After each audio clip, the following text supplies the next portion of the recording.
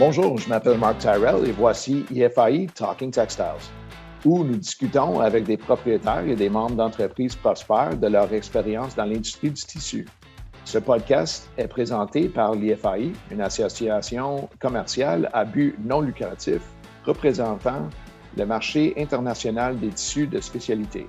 L'IFAI organise plusieurs événements passionnants tout au long de l'année, notamment l'exposition annuelle IFAI qui se déroule du 12 au 14 octobre 2022 à Charlotte, en Caroline du Nord. L'Expo IFAI 2022 est le salon principal de l'industrie des textiles et des tissus spécialisés pour l'approvisionnement, le réseautage et l'éducation en Nord-Amérique. Pour en savoir plus sur l'Expo IFAI et d'autres événements à venir, visitez ifai.com/events.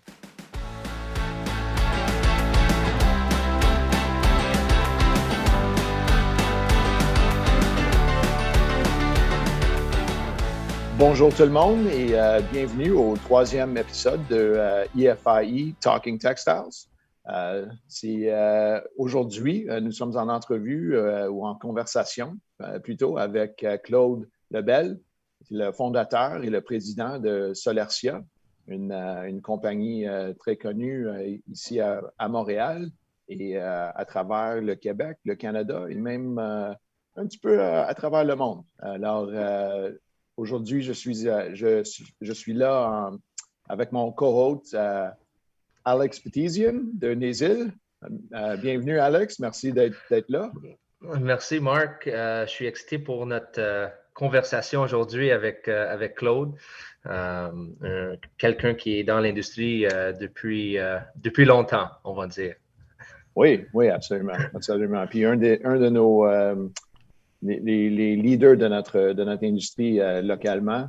Il a fait partie de IFAI aussi, comme même le chairman au moment donné de notre groupe, de notre board. Alors, on souhaite le bienvenu à Claude. Claude, merci d'être là. Bonjour, ça me fait plaisir. Je suis content d'être là avec vous autres. J'ai hâte de voir vos questions. Là. Vous m'avez présenté. J'ai tellement l'air big. OK, on y va. C'est ça. Mais c'est toi qui as écrit l'intro, il me semble. OK, c'est pour ça. Oui, c'est ça. Tout positif. C'est parvenu de vos bureaux, il me semble. C'est ça. Attends de voir la suite.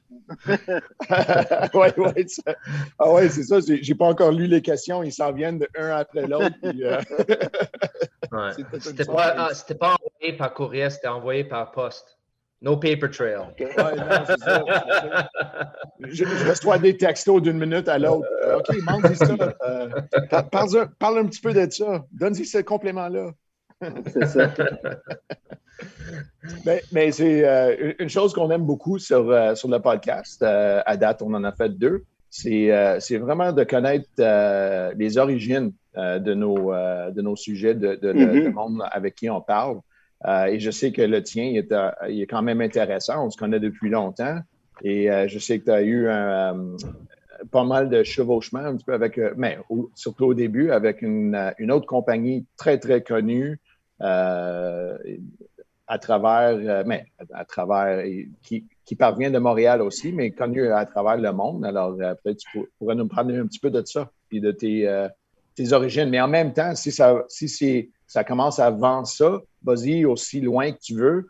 En naissance? Garde ça pertinent quand même, Claude. Je suis né un 25 décembre à l'an 0.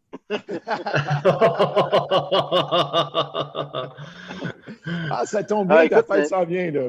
Oui, c'est ça, c'est ma fête bientôt. Non, j'ai œuvré dans le domaine des arts, spectacles, la scène à partir de 14 ans. Et en 84, j'ai été embauché comme le premier technicien au Cirque du Soleil. Janvier 84, c'est là que j'ai touché à mes premières étoiles, première expérience de membrane. Fait que de fil en aiguille, à travailler, à faire grandir le cirque. développer les chapiteaux, parce que le cirque n'a pas juste participé à réinventer le cirque, mais on a aussi réinventé le chapiteau de cirque, et ça, c'est peu connu, mais c'est le cas. Donc, j'ai œuvré longtemps avec le cirque, fini en étant formateur, spécialiste, faisais partie du SWAT team pour aller partir les tournées un peu partout sur la planète. Et en 2000, j'ai fondé Solercia pour faire de l'architecture textile. Donc, vraiment, l'idée était d'avoir le bureau d'études et de faire l'architecture textile, des projets clés en main, chose qu'on fait encore aujourd'hui. À l'époque, on faisait aussi de l'événementiel pour payer les factures, je dirais. Maintenant, on n'en fait plus. Là, ça va bien. On est bien ancré dans notre marché et notre compétence. OK. Alors, mais c'était quand même 16 ans que tu as passé avec le cirque? Ça se peut, oui. Oui, c'est sûr. Ben, il y a eu des parties qui étaient in and out, puis que je travaillais ailleurs, je faisais d'autres projets, etc. Mais oui, j'ai une longue et j'ai encore une relation avec le cirque. C'est encore un client. J'ai plein d'amis au cirque à tous les niveaux. Fait que c'est encore proche. Puis, je m'en allais dire, ouais, peut-être on a perdu un petit peu quelques fils. On a tout entendu un petit peu l'atmosphère de party chez le cirque. Alors, on va te pardonner si tu as perdu quelques années là-dedans. Ouais, OK. Il y a des légendes urbaines, mais il y a des choses qui sont vraies. Oui, et je ne vais pas les dire. Oui. Ça va être pour un autre podcast où est-ce qu'on serait tous rassemblés avec peut-être quelques verres. Puis là, on va pouvoir te faire sortir un petit peu les secrets. Je suis sûr qu'il va y avoir une grosse demande pour ça. Ouais, quand le monde va écouter ce podcast-là, ils vont le demander. Ça va être des commentaires. Il faut juste pas avoir les images, c'est bon. Oui, absolument.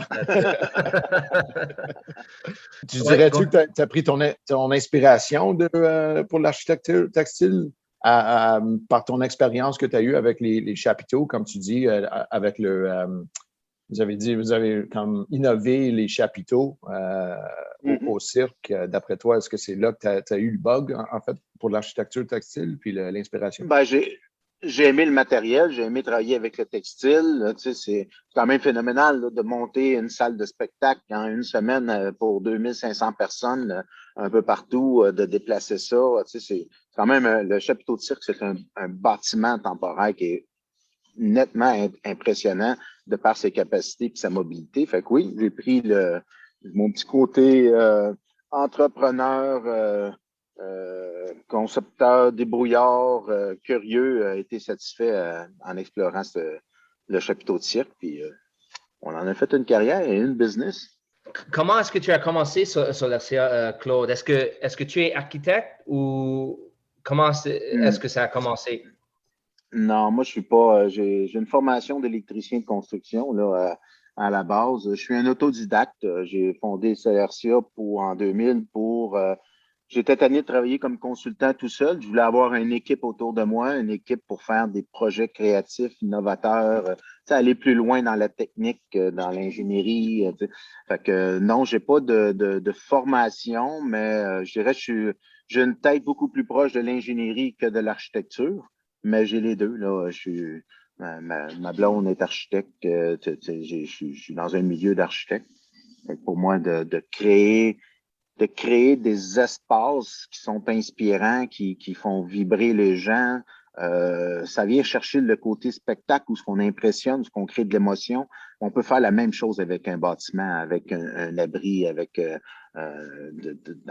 en architecture. Je pense que c'est le même genre de sentiment. On n'a pas le standing ovation avec les applaudissements et le délire de la foule à la fin de l'installation, mais on le sent par le client et l'usager quand on a réalisé quelque chose qui se démarque. On le sent et c'est ce qui m'allume, c'est ce qui allume mon équipe, c'est de créer ces wars-là, ces bons sentiments-là, de vivre dans un espace et évidemment de se dépasser au niveau de la technique, la conception, la mécanique, défier les lois de la nature. On aime ça. On aime ça se casser la tête. Tu sais. Ouais, c'est ça. Mais tu as une bonne base mais tu aimes être entrepreneur, mais tu as des bonnes connexions dans ton industrie pour que tu es autour des personnes qui peuvent t'aider. Donc, en commençant, tu devrais engager des personnes, j'imagine, ou tu étais toute seule, tu juste cherchais des projets, puis tu voulais faire ça par projet, j'imagine. En fait, au départ, c'est un peu bizarre. J'ai fondé l'entreprise et puis là, j'avais trop de travail pour m'en occuper. Fait que je me suis embauché un adjoint. Puis là, je dis, bon, ben là, la carte de crédit, installe 5 postes de travail, ordinateur pour dessinateur, etc. Puis quand c'est prêt, tu m'as dit, on va rentrer du travail. Fait que j'ai comme fondé l'espace, fondé l'entreprise, créé l'espace physique, mis des gens en poste, puis après ça, je me disais, je vais en trouver de l'ouvrage. C'est un peu ma façon de fonctionner où ce que je bouge, j'agis, je crée des choses, puis ça marche. Après ça, on a trouvé des projets. On n'a pas le choix. Ouais, non, c'est bon ça, c'est bon, incroyable. Justement, en parlant des projets, Claude, ton vision pour ta compagnie, je sais qu'au début, tu es quand même une personne assez visionnaire. D'après toi, ça a-tu changé beaucoup depuis le début, ce que tu avais envisionné pour ta compagnie, puis ce que tu cherches puis où tu cherches à aller dans le moment? Beaucoup, oui et non.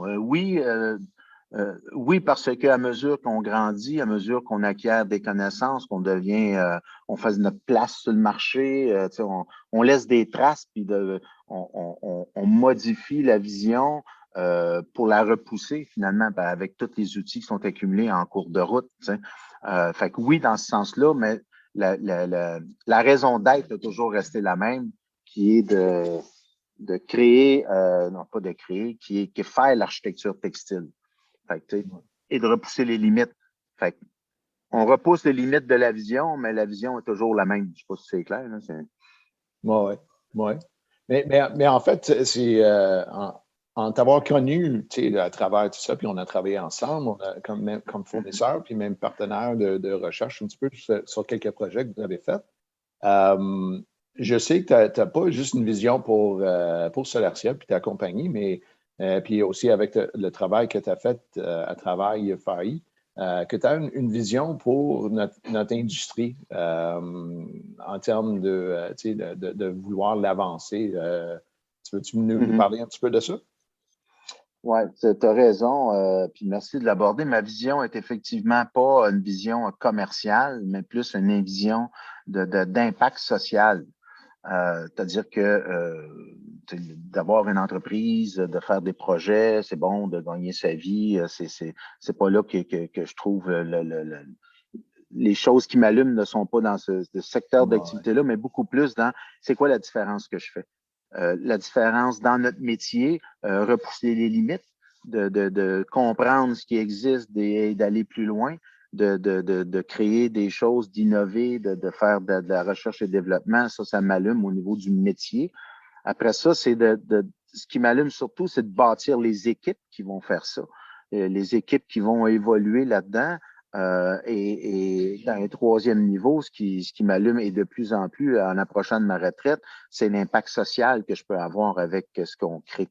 Puis là, je parle pas juste du produit lui-même qui est l'architecture textile, mais comme entreprise, comment on traite nos gens, comment on les fait évoluer, comment on rouvre la porte à notre société, à notre quartier, comment on peut redonner faire profiter le communautaire, le développement durable. On a notre certification développement durable et puis on travaille fort là-dedans à l'interne. C'est pas juste une fierté d'avoir le logo sur notre site web, mais si ça se trouve, il l'est même pas là sur le site web, je vérifie. mais c'est vraiment de vivre ça, de créer ça et d'inspirer les autres. Dans mon industrie ou dans les autres industries, dans mon industrie, je peux peut-être inspirer les gens par nos réalisations puis montrer ce qui est possible de faire. Et dans le monde des affaires, de comment faire les affaires, comment d'être inspirant à l'interne et à l'externe, c'est quelque chose qui me tient beaucoup à cœur. Ça.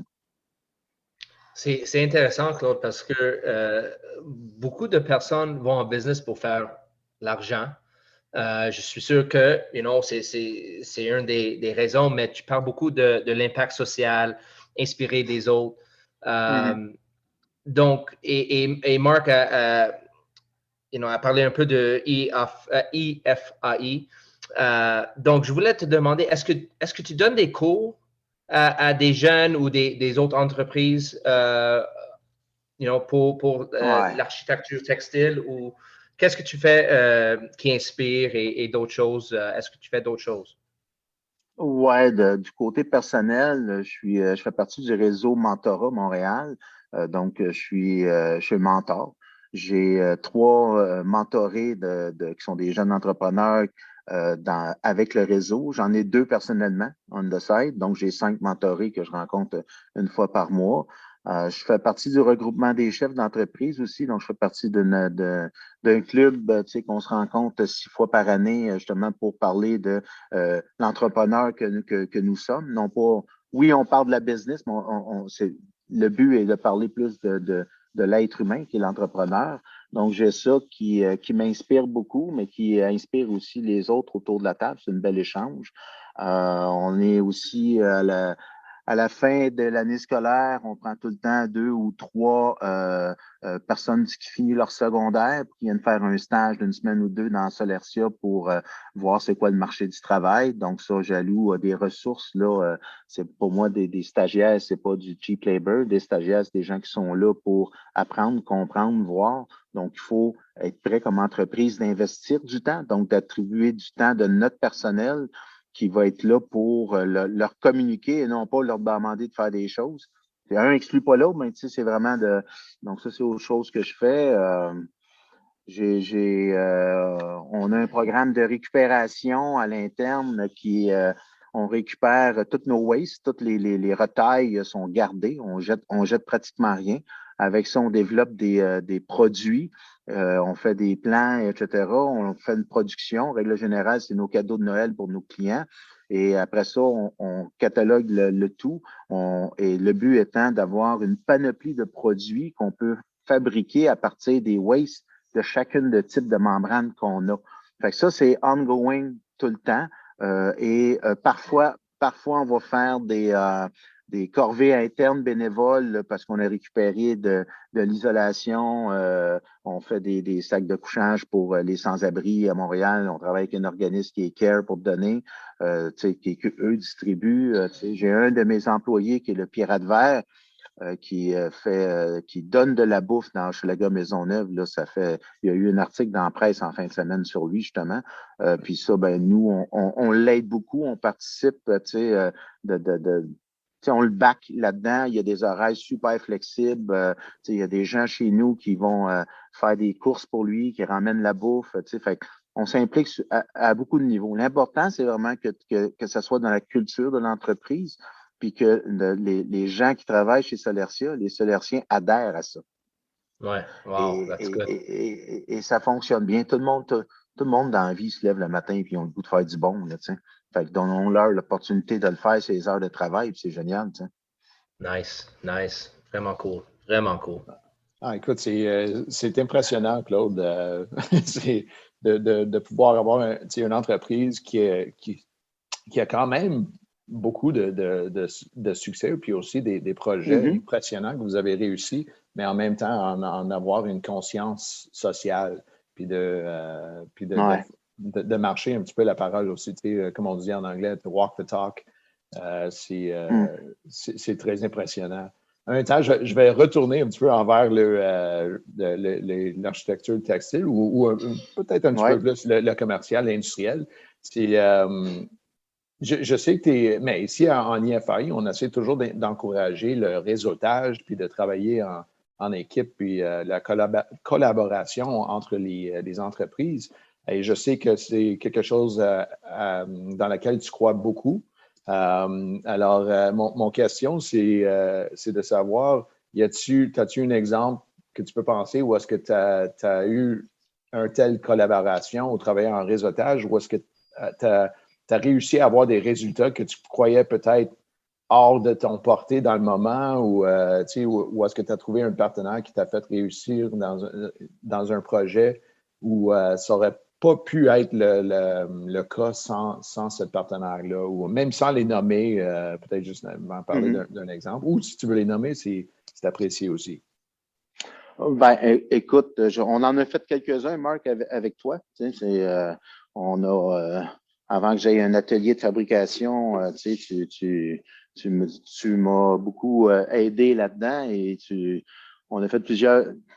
En fait, j'ai beaucoup d'exemples à donner. Okay. Puis le bottom line, pour moi, c'est la relation humaine franche et directe qu'on peut avoir avec les gens. Puis ça existe entre moi et toi, Marc, mais ça existait aussi pour le projet du Biodôme, qui est une grande réalisation. Il y a de l'innovation dans ce projet-là, énormément. C'était très audacieux pour l'architecte de présenter ça à son client, qui était le Biodôme.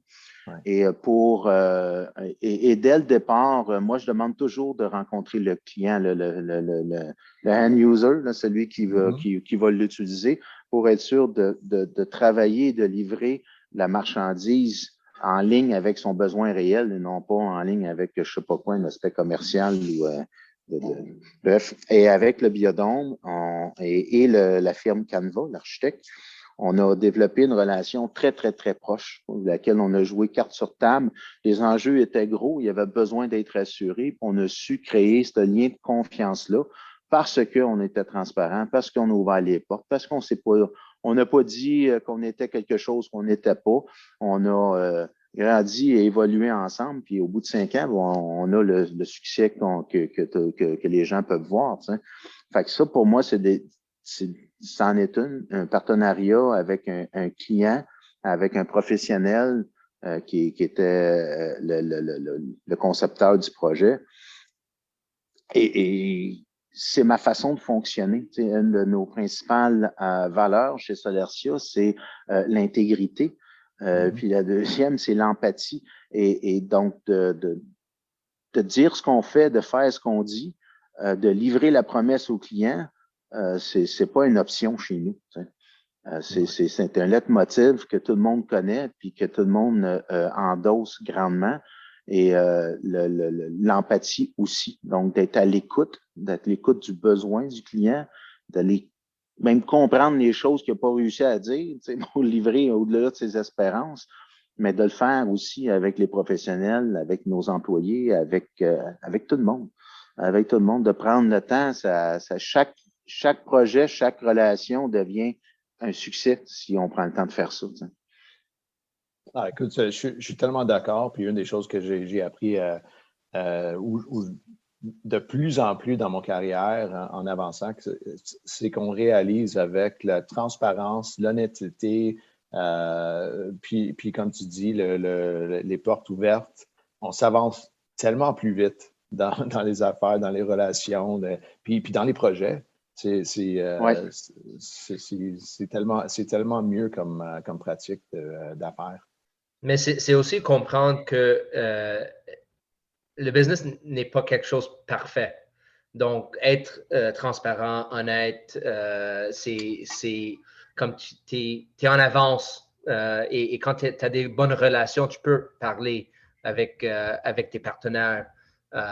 Si quelque chose arrive de mal ou du négatif, que d'être en avance de quelque chose qui est un peu négatif dans la relation. Donc, c'est vraiment inspirant. Ouais. Moi, j'ai appris de mes parents que les gens, quand ils se présentent à toi, on se doit de leur donner 100% des crédits de confiance. Il faut faire confiance aux gens. Et après ça, ben les gens, les pas fins, il n'y en a pas tant que ça. Ils sont vraiment minoritaires, les gens qui n'ont pas des bonnes intentions. T'sais. Fait qu'à partir de là, je pense que tu es mieux de travailler de cette façon-là, positive envers tout le monde et d'apprendre à connaître les gens puis te rendre compte que finalement, la majorité, c'est des gens avec qui tu peux avoir une bonne relation plutôt que d'être méfiant puis de t'empêcher d'aller vers l'autre. T'sais. Ah ouais, puis absolument. Mais comme tu dis, le monde qui ne le sont pas sont en minoritaire. Alors, se faire prendre ici puis là, normalement, l'impact, c'est pas gros, puis c'est vraiment pas de te préoccuper avec ça. C'est ça. Et, mais tu as parlé un petit peu du Biodôme, Claude, comme projet, Ouais. puis je sais que c'est vraiment un projet spécial. À part de lui, ou peut-être c'est lui, y en a-tu des projets pendant, mais dans la vie de Solarcia, dans le trajet de votre carrière, qui revient à toi comme étant vraiment un turning point, vraiment un point de virement, un point ou de grosse avancement dans les connaissances, dans les capacités, les capacités de Solarcia comme compagnie? Oui, écoute, il y a plusieurs projets. Moi, j'ai signé à plusieurs reprises des contrats avec des clients en leur disant, voici ce qu'on va faire pour toi, mais on ne sait pas comment le faire. On ne sait pas comment le faire parce que ça n'existe pas, parce que la technique ou je ne sais pas quoi, le mécanisme. Un des exemples, c'est le bistrot de la gare qui est à Drummondville. Ça date, ce projet-là, mais encore aujourd'hui, le type de structure qui est là-bas, qui est une toile à double courbure qui se rétracte sur un rouleau. En tout cas, moi, je n'ai jamais vu d'autre ailleurs. Puis, c'est une innovation, c'est quelque chose qui, je suis encore très fier. Et lorsque j'ai signé le contrat, le client m'avait approché me disant, je veux quelque chose que personne n'a. On lui a fait une maquette, un visuel. On dit, ça serait ça. Il dit, OK, comment ça marche? On ne sait pas. Si tu voulais quelque chose que personne n'a, ben, signe en bas, tu vas en avoir un, mais on ne sait pas ça va être quoi. Puis, pense par l'honnêteté, il s'est dit, ben moi, ça me tente d'essayer ça. Puis, il a été de l'avant, puis évidemment, on ne l'a pas déçu. Là. Je vous mentirais, je de dire que j'ai fait de l'argent sur le projet, mais on a livré. Et ça fonctionne encore aujourd'hui. Oui, je m'en souviens, c'est vrai, j'avais oublié ce projet-là. C'était un projet que tu avais déjà réussi avant qu'on se rencontre. Puis je m'en souviens, j'étais très impressionné. Puis c'est vrai, en y pensant, c'est toujours impressionnant. Ça n'a pas changé de cas, ça n'a pas été devancé, en fait, en termes de technologie puis la réussite de ce projet-là. C'est quand même super intéressant. Je vais donner excuse-moi, vas-y, Claude. Non, c'est bon. J'allais dire, il y a aussi la pyramide qu'on a fait là, pour PY1, là, Guy La Liberté, Lune Rouge. Ouais. Ça aussi, c'est quand même une structure qui est particulière et dans laquelle on a fait des avancées qui sont moins évidentes à voir, mais qui ne sont pas moins là. Ouais. Ben, écoute, puis une des choses que je dis souvent, moi j'aime ça, promouvoir ces types de projets comme vous faites, en fait, que ce soit la gare, ça fait un bout, ou récemment le Pyramide, PY1, oui, et votre projet au Biodôme. Parce que d'après moi, des grands succès comme ça dans notre industrie ou par rapport au textile architecture, ça donne la crédibilité à notre industrie au complet, en fait. Ça nous avance tout, ça aide, ça augmente l'imagination du monde, puis le marché au complet, que ce soit le marché de construction commerciale, même résidentielle, le monde y voit la capacité ou la possibilité de qu'est-ce qu'on est capable de faire puis de construire avec les textiles. Puis pour moi, c'est comme j'ai dit, ça nous donne tous la crédibilité, puis ça nous avance tous. Ça agrandit le marché. Au lieu qu'on perd les mêmes clients, puis on y va chercher un petit peu ici, puis là, dans le panier de l'autre, au lieu de ça, on est en train d'agrandir la tarte ou le panier, là, au lieu d'avoir un plus gros... essayer d'avoir un plus gros morceau d'un tarte existant, on est en train d'agrandir la tarte et c'est quelque chose que je pense qu'on a besoin de tout comprendre, apprécier, puis de voir ça, d'être, puis en même temps d'être d'appuyer vos succès, puis en même temps de les promouvoir, puis de vouloir les voir. Tu sais, souvent, tu sais, soit des concurrents, tout ça, il faut voir ça de façon qu'on est content de voir ces succès-là au lieu d'être, tu sais, de leur en vouloir. Oui. Ben, je suis d'accord avec toi. Moi, je voudrais dire, non, j'aime pas ça parler de compétition. Tu sais, compétition dans notre industrie, pour moi, c'est pas quelque chose que je vois de façon négative. Tu sais. Je vois plutôt des gens qui œuvrent dans le même domaine, qui font la même chose et à partager, on gagne beaucoup plus qu'essayer de se manger à la laine sur le dos mutuellement. Tu sais. Non, absolument. Puis écoute, comme je dis, c'est super apprécié. J'aime beaucoup ça, votre approche. Je suis sûr que on est quand même pour cette média-là ou cette démarche-là, le podcast, qu'on est limité dans le temps, mais j'aimerais ça laisser ça ouvert pour une deuxième, peut-être une troisième podcast pour en discuter un petit peu plus sur le restant des sujets, les projets à venir ou les projets qui seront réussites avant ça. Mais pour aujourd'hui, écoute, on vous remercie beaucoup pour votre temps, Claude, puis d'avoir été, comme toujours, si ouvert, si franc et partager un petit peu de votre carrière, puis les démarches de Solertia, pour le bâtiment, ou les démarches pour bâtir Solertia. Oui, ben, en tout cas, j'y crois beaucoup, moi, à la collaboration, puis faire les choses de façon différente. Hein. Puis, tu sais, d'être conscient, puis effectivement, de faire des beaux projets comme ça au Québec, démontre l'esprit innovateur, tu sais, entrepreneurial des Québécois. Tu sais. Il y a plein d'exemples comme ça dans l'industrie, dans toutes sortes d'industries où le Québec s'est démarqué sur la planète. Hein. Ouais. Il faut en être fier, puis il faut surtout voir ça comme une source d'inspiration en disant, mais nous autres aussi, on peut faire ça. Absolument. Donc, pour moi, de partager les succès de Solertia avec d'autres, je pense que ça peut juste être positif pour aider à avancer notre industrie et l'entrepreneuriat au Québec. Non, je suis très d'accord. Tu as fait partie d'un très gros qui est parvenu de Québec, puis tu es en train de monter un autre. Je fais partie de quoi, tu dis? Tu as fait partie d'un très gros succès qui est parvenu de Québec, puis a impacté le monde en entier. Puis tu es en train de monter une deuxième. Ah, ben mon but, c'est pas d'impressionner très large. Mon but, c'est vraiment de faire une différence autour de moi.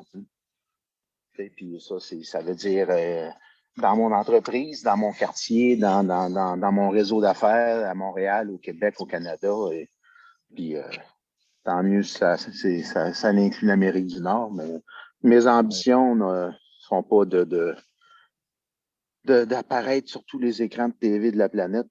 J'aime mieux avoir un impact que dans le cœur du monde, je dirais.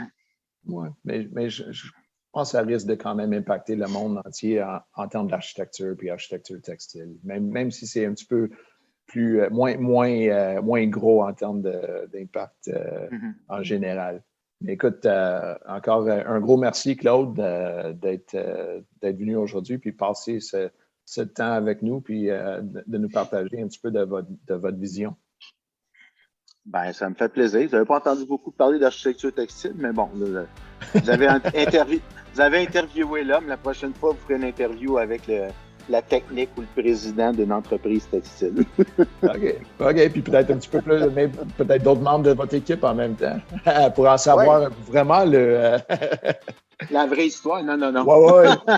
On va avoir le dirt, comme on dit. Pas de trouble. Ah, merci beaucoup à vous deux. Merci. Merci de vous être joints à nous pour le 3e épisode d'IFI Talking Textiles. Ce podcast vous est présenté par l'IFI, une association à but non lucratif représentant le marché international des tissus de spécialité. En savoir plus sur les événements et les ateliers organisés par l'IFI tout au long de l'année sur ifi.com/events.